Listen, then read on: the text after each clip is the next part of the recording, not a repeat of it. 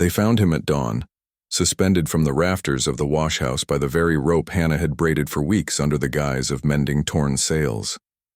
His body swayed in the coastal wind that carried salt and rotting sugarcane through the open doors. The rope was knotted around his genitals, a punishment so deliberate, so calculated, that even the plantation owner stood silent before ordering the body cut down. No one spoke Hannah's name aloud that morning, though everyone knew. Veracruz in 1847 was a place where the Gulf breeze never quite washed away the smell of human suffering. The plantation sat 3 miles inland from the port, close enough to hear ship bells at night but far enough that screams went unnoticed. Hannah had worked the wash house for 11 years, her hands perpetually raw from lye soap and her back bent from carrying wet linens up stone steps. She was 42 years old and had buried 2 children in soil that didn't belong to her. The overseer, Cristobal Mendoza, had ruled the property for 6 years with a leather strap and a pocket watch he checked before each punishment, as if cruelty required punctuality. He was known for his methodical nature: 10 lashes for broken pottery, 15 for tardiness, 20 for eye contact. Hannah had endured all 3. But it was the morning he struck her eldest granddaughter with a riding crop for humming during prayers that something snapped inside the washerwoman's chest like a bone breaking clean. The world continued as it always had. The bells rang. The work continued. The sun rose over the Gulf and set behind the mountains. But Hannah stopped sleeping. She stopped praying.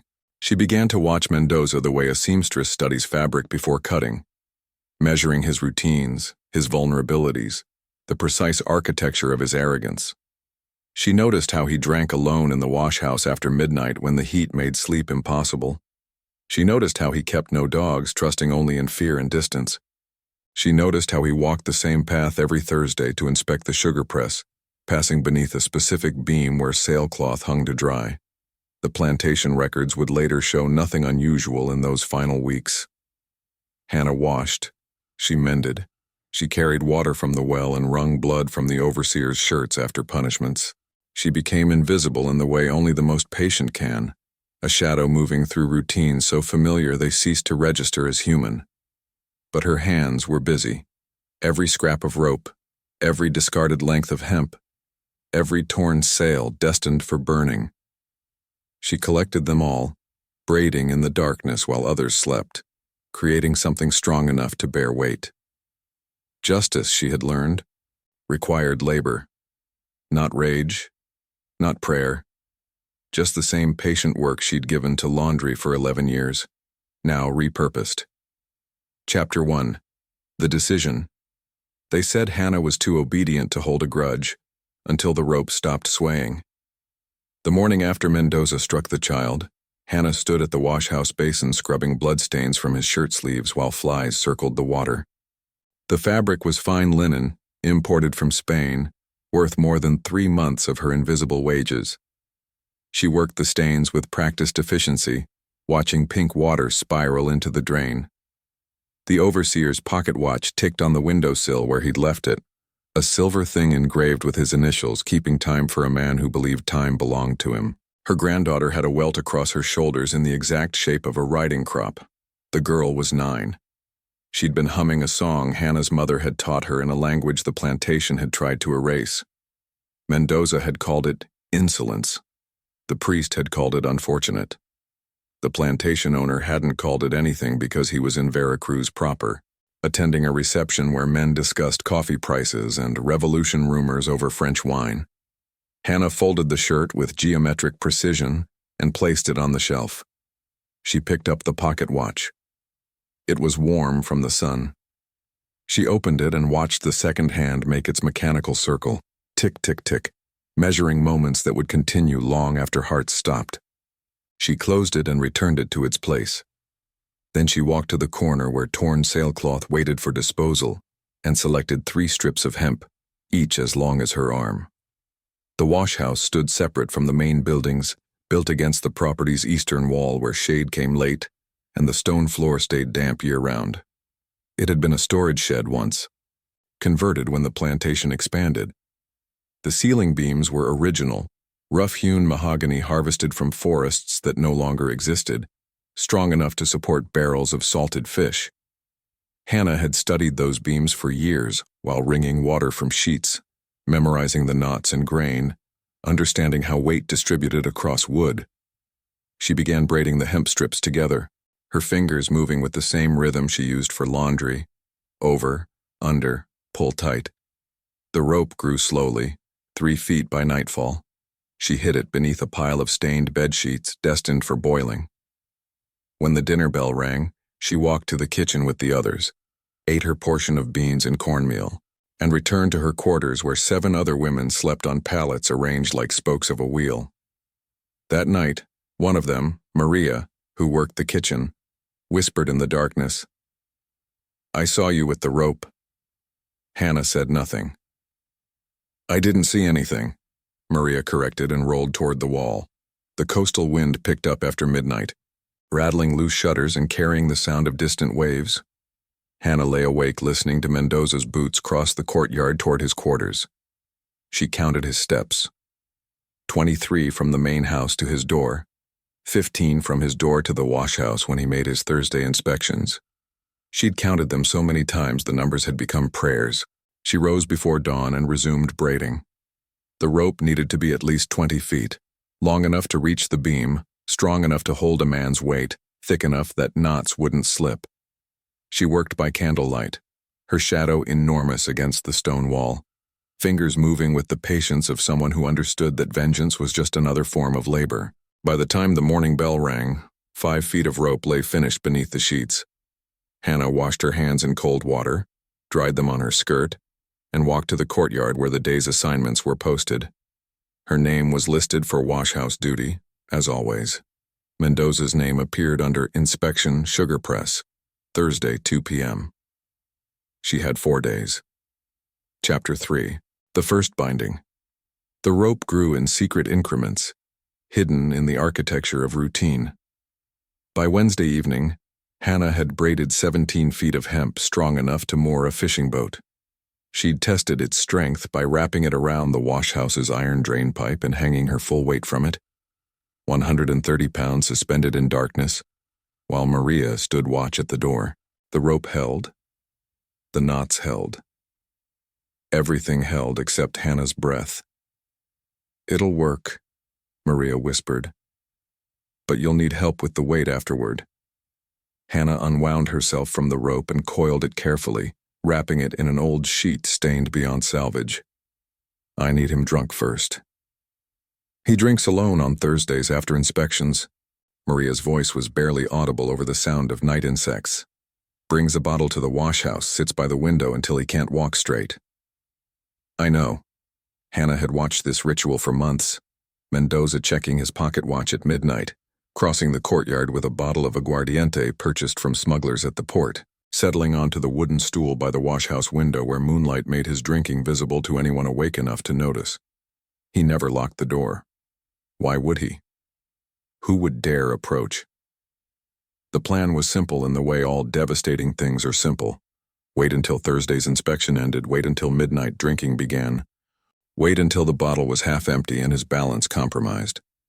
Then 3 things in sequence: surprise from behind, the rope around his neck, and the other end looped through his legs in a configuration Hannah had practiced on a rolled blanket, until her hands remembered the knots without thinking. "What if he fights?" Maria asked. "He'll fight." Hannah folded the rope-wrapped sheet and placed it beneath a stack of altar linens waiting to be delivered to the chapel. But men who drink alone fight slowly.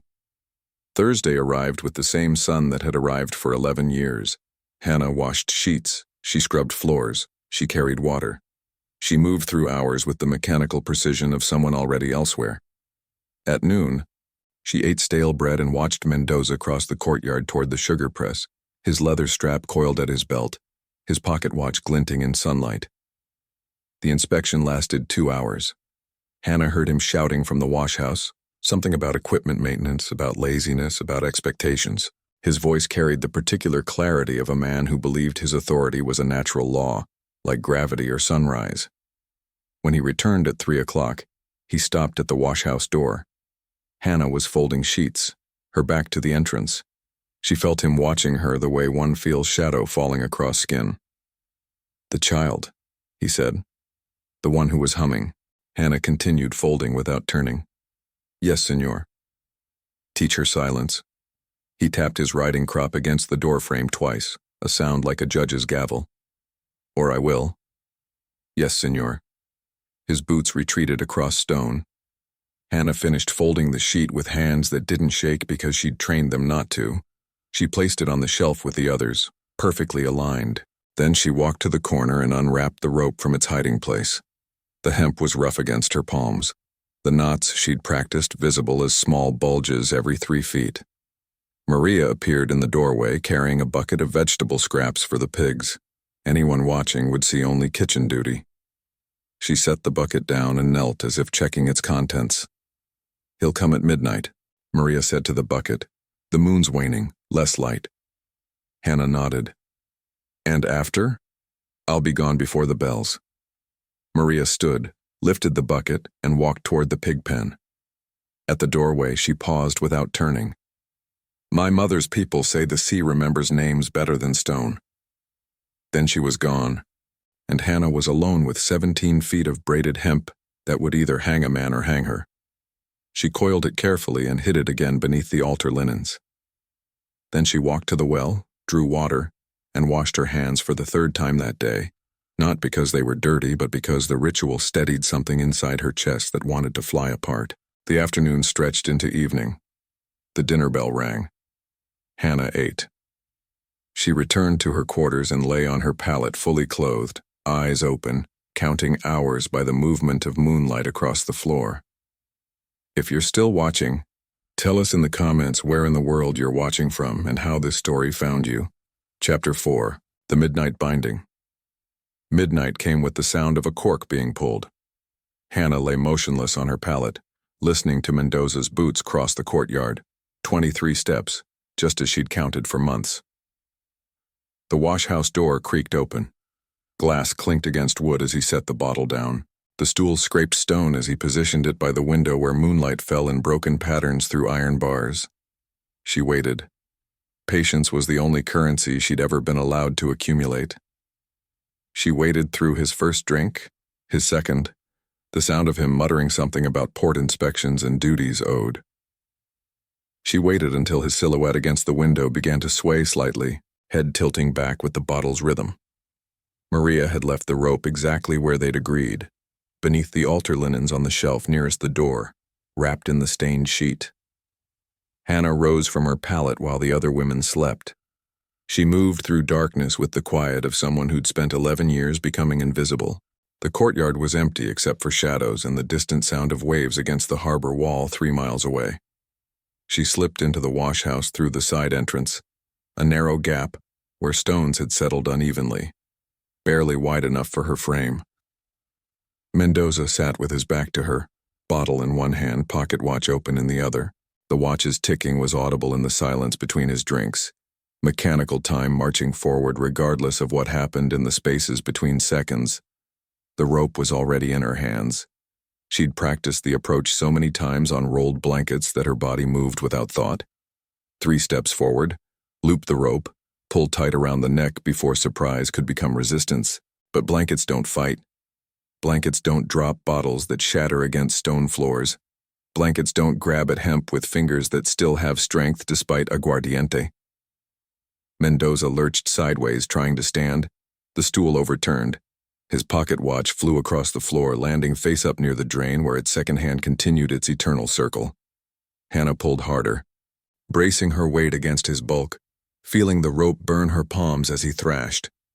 He was trying to shout, but the hemp compressed his windpipe into silence, a silence she'd wanted to create for 6 years, since the first time she'd watched him check his watch before striking someone.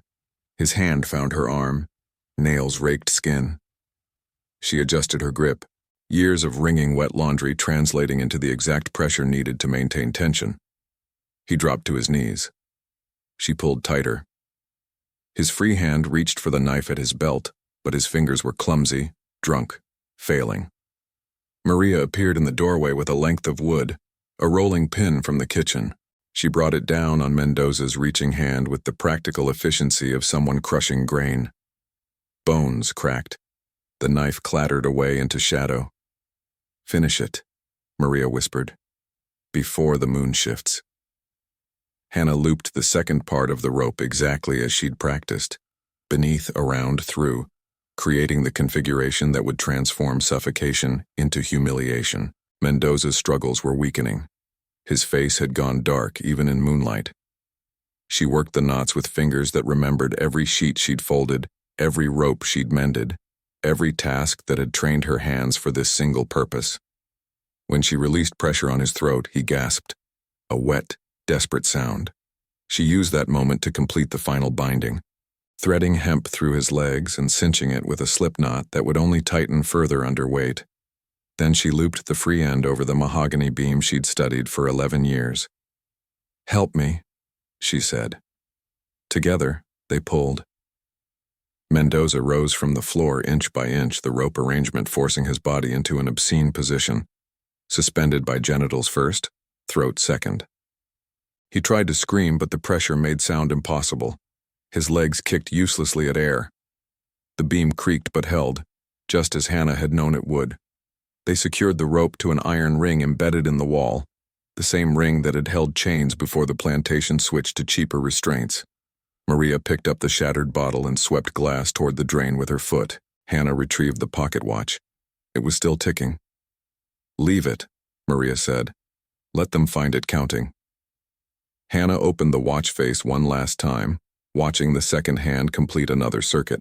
Then she placed it back on the floor near Mendoza's discarded riding crop, creating a small still life of authority undone. The overseer's body swayed in the coastal wind that whistled through open shutters. His shadow stretched long across stone floors where so much water had flowed, so much blood had been scrubbed away, so many invisible hands had labored in silence. "Now you run," Maria said. "The port road. There's a fishing boat at dawn. Captain doesn't ask questions if you can cook." Hannah looked at the suspended body one final time. Mendoza's eyes were bulging, his face purple, his body arranged in a position that made his authority look ridiculous even in death. This was the point. Not mercy, not quick justice, but the kind of humiliation that turns a person into a cautionary tale. "What will you say when they ask?" Hannah's voice was steady. "That I slept through everything, that the wash house was locked, that you must have run during the dinner bell when everyone was eating." Maria touched Hannah's shoulder once, brief contact that carried years of shared silence. Stories don't need to be true, they just need to be convenient. Chapter 5. The Discovery. The bells woke the plantation at dawn, but it was the silence afterward that drew attention. Mendoza had always rung the morning bell himself, a ritual of control, ensuring everyone rose on his schedule. When it failed to sound, the first assumption was oversleeping, then drunkenness. Then, as sunrise painted the courtyard gold and still no bell rang, a slow collective dread that something had shifted in the plantation's invisible architecture. The stable hand found him at 7 o'clock, having been sent to locate the overseer for the day's assignments. The man's screaming brought everyone running. Field workers, house servants, the priest from his breakfast, even the plantation owner's wife who hadn't left her quarters in 3 months due to fever. They stood in the washhouse doorway staring at what Hannah had created. Mendoza hung from the mahogany beam exactly as they'd left him, his body stiff with rigor mortis, the rope arrangement making his death a grotesque sculpture of humiliation. His pocket watch lay on the floor beneath him, still ticking, its second hand marking time that no longer mattered to the suspended corpse. His riding crop rested beside it. Between these objects, a small pool of bodily fluids had spread across stone, darkening the drain that had carried so much water over the years. "Cut him down," the plantation owner said, though no one moved. "Who did this?" the priest asked, making the sign of the cross with a hand that trembled. "The washerwoman," someone said. "Hannah. Where is she?" "Gone, since midnight. Maria says she left during the dinner bell." The plantation owner stepped into the wash house, boots clicking on stone where so many bare feet had walked before. He looked at the rope arrangement, the knots, the configuration that had required planning and patience. This wasn't impulse, this was calculation. She was always obedient, the priest said. 11 years without incident. 11 years of watching. The plantation owner touched the rope where it hung from the beam. This hemp is from the sale shed. She collected scraps for weeks, planned this. They cut Mendoza down with knives, laying his body on the same stone floor where Hannah had scrubbed his shirts. The rope came away in sections, each knot telling a story of preparation. The configuration around his genitals required 3 separate loops and a slip knot that could only have been practiced in advance. This wasn't rage, it was craft. "Find her," the plantation owner ordered. "Send riders to the port, the mission, the northern road." But Hannah was already 4 miles away, walking through pre-dawn darkness toward Veracruz harbor where fishing boats launched with the tide. Maria had given her a canvas sack containing bread, dried fish, and a letter written in Portuguese that claimed she was a freed servant seeking passage to Louisiana. The letter was forgery. Maria's cousin could write in 3 languages and asked no questions about content. The port road was empty except for early merchants heading toward market. Hannah walked with her head down, her gait the same steady pace she'd used carrying laundry for 11 years. No one looked twice at a middle-aged woman in servant's clothing moving with purpose. She was invisible in the way she'd always been invisible, until she chose not to be. Behind her, the plantation descended into chaos. The stable hand who'd found Mendoza couldn't stop shaking. The priest debated whether to report this to colonial authorities or handle it quietly to avoid scandal. The plantation owner walked through the wash house counting the ways this would disrupt sugar production during harvest season, mentally calculating the cost of replacing an overseer against the cost of losing slave labor to fear. Maria stood in the kitchen kneading bread dough with hands that showed no evidence of holding a rolling pin to crush bones. When questioned, she described sleeping through the night, hearing nothing unusual, knowing nothing about Hannah's departure except that the woman's palate was empty at breakfast. She was always quiet, Maria said, shaping dough into loaves with rhythmic precision. Never spoke about grievances. The granddaughter, the plantation owner's wife, remembered. Mendoza struck her last week, for humming. That was unfortunate, the priest agreed, but hardly justification for murder. It wasn't murder, the stable hand said from the doorway where he stood refusing to return inside the wash house. It was something else. A message. Look how she left him. They'd wrapped Mendoza's body in sailcloth, the same material Hannah had collected rope from, creating an unintentional symmetry that no one mentioned aloud. The body would be buried quickly, without ceremony, in ground behind the sugar press. The official record would call it an accident, equipment failure, negligence, anything but what it actually was. An invisible woman making herself unforgettable. Chapter 6. The Flight and Legacy. Hannah reached the harbor as the sun broke over the Gulf of Mexico, painting water gold and silver. The fishing boat was Portuguese, its captain a gray-haired man who'd seen enough of colonial politics to know when not to ask questions. Maria's cousin had arranged passage 2 weeks earlier, sensing the coming storm. Hannah handed over the forged letter and what little coin she'd saved from occasional market sales of mended clothing. "You can cook?" the captain asked in Spanish. "Yes, senor. Then you work your passage. Louisiana in 12 days if winds hold." She boarded without looking back at Veracruz, at the plantation somewhere inland, at the wash house where a body still swayed from memory, even though it had been cut down hours ago. The boat pushed away from the dock with the tide, joining a small fleet of fishing vessels heading north along the coast. Behind her, riders spread across the countryside searching for a middle-aged washerwoman who'd become a ghost. They checked missions, questioned merchants, stopped at every village between Veracruz and Puebla. But Hannah was already on water, moving through the element that Maria's mother had claimed remembers names better than stone. The plantation owner offered a reward. 50 pesos for information, 100 for capture. The notices described Hannah as dangerous, calculating, approximately 40 years old with scarring on both hands from labor. But the notices were printed in Spanish, posted in places where most couldn't read, and even those who could recognize the futility of finding someone who'd spent 11 years perfecting invisibility. The story, however, spread faster than any search party. By nightfall of the second day, every plantation between Veracruz and Oaxaca had heard about the washwoman who'd hanged her overseer by his privates and fled. Field workers whispered it during water breaks. Kitchen servants shared it while preparing meals. The tale acquired details that weren't true. Some said Hannah was 7 feet tall. Others claimed she'd killed 3 overseers. A few insisted she'd vanished in a column of fire. But the core remained consistent: patience, planning, humiliation, and escape. 3 other plantations reported minor acts of defiance in the following weeks: a locked door that shouldn't have locked, a riding crop that went missing, a overseer's horse released during night hours.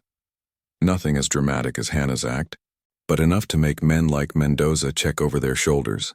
Enough to remind everyone that authority only functions when subordinates accept their subordination.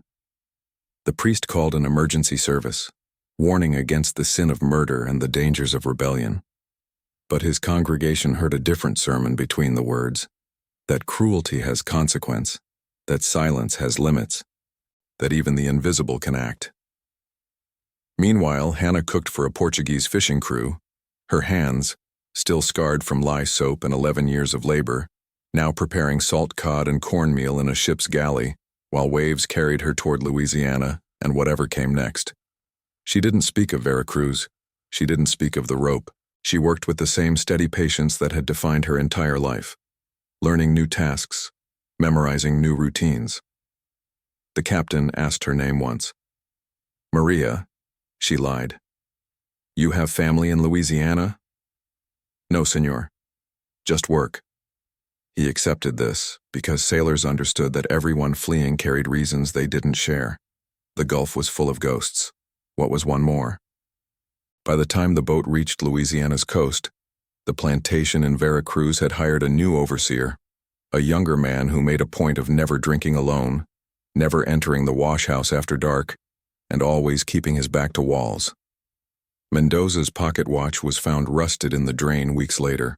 Its mechanism stopped at 12:47 a.m. No one wound it again.